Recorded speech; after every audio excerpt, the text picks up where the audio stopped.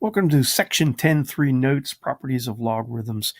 Hey, in these little diagrams up here at the top, you got some definitions of these properties. I'm going to skip past it. You can read those on your own. Let's get into a couple problems here just to see them in action. Now, please do not get discouraged on this first problem. It's going to seem kind of crazy. So I'm trying to demonstrate a little bit of the previous section 10.2 along with this one 10.3. But here's what we got to learn. What we got to learn is that if you have a log problem that has multiplication, and I'm talking about this guy right up here, you can invoke the product property, which means if you check it out, it gets split into an addition problem. Now, why does that work? Well, somebody discovered it does. And why is it effective? Well, hopefully you'll see why here in a second. So in this problem right here, I am supposed to find log base 2 of 48.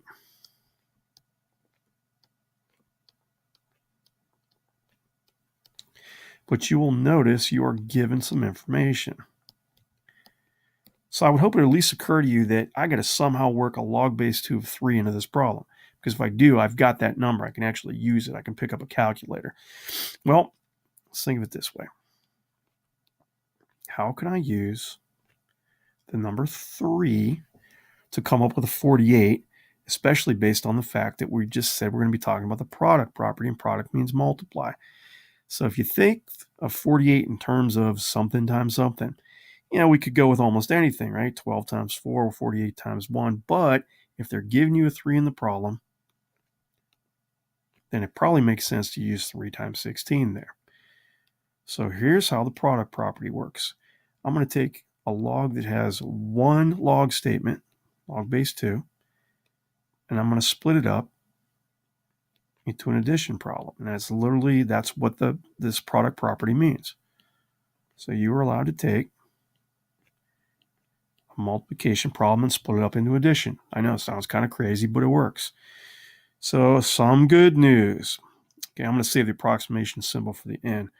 In the original problem, it told us what this guy is. So I'm going to change him to 1.5850 plus. Now here's the problem. The other one, it doesn't say anything about. So this would depend on you remembering something from the previous section. I'm going to write this over to the side. So here's what we did back in section 2. Said, hey, I want to know what log base 2 of 16 is. So I'm just going to set it equal to x, like, hey, what's the answer to that guy? So anytime you're doing a log problem, usually you're either trying to change the log version into exponential version or an exponential version into log.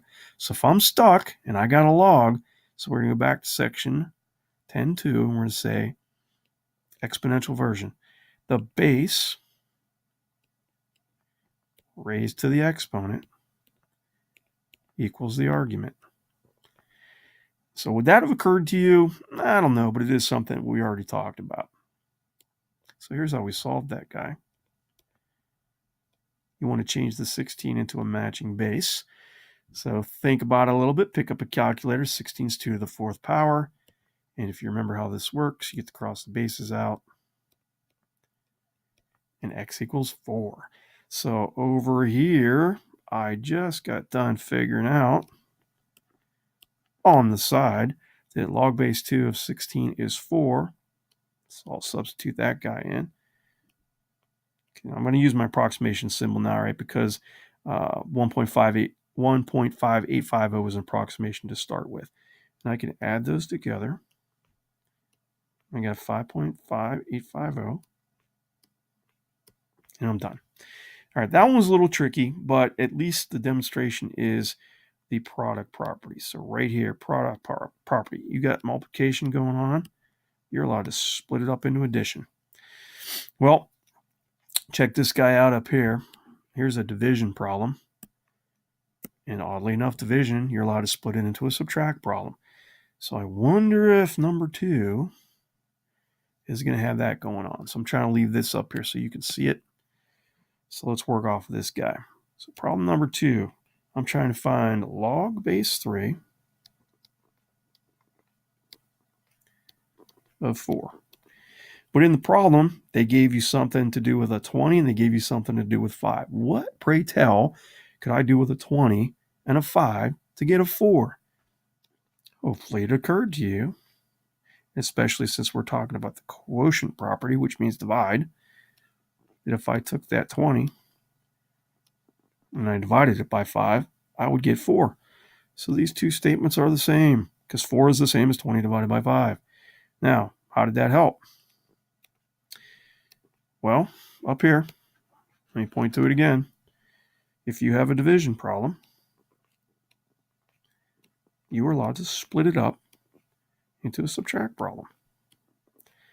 So log base 3 of the top guy are 20 minus log base 3 of the bottom guy are 5.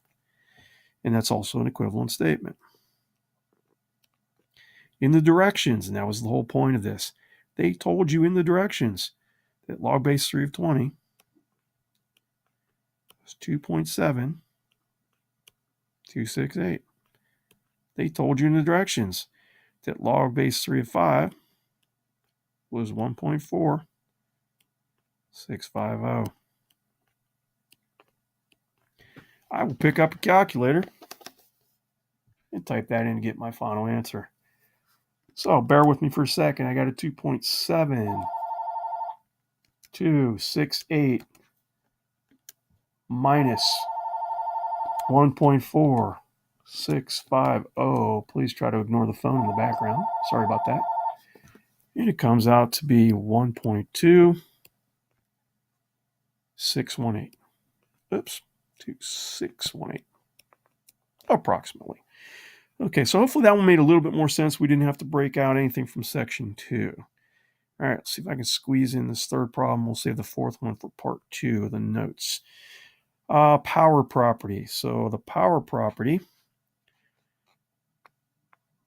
is having an exponent, which I just mangled. And you can take that exponent and you can pop them out in front. So a little illustration. I'm supposed to find log base 4 of 36. But one option I have to use one of these properties is to work an exponent in there. Is 6 squared 36? That is literally the worst squared I've ever written in my life. Well, yeah, 6 squared is 36. So here's an illustration of the power product. Power property. You're allowed to take this exponent and yank him out in front. That is exactly what I'm going to do. Well, let's take a look at the directions there, guys.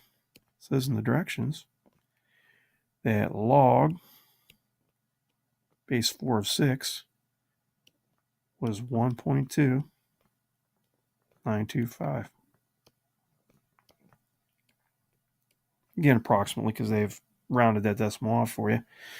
So all I have to do is take that 2, which, again, that was the exponent to start with. It just got yanked out in front. You get to change it into multiplication. 2 times 1.2925 for a new total of 2.585.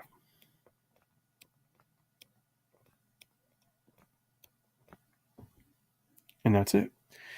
All right, if you didn't quite follow that one, there is another demonstration of that power property in part 2 of the notes, and we will do that guy there. I will not have enough time to finish number 4, so please go ahead and run part 2 if you didn't quite follow that last one.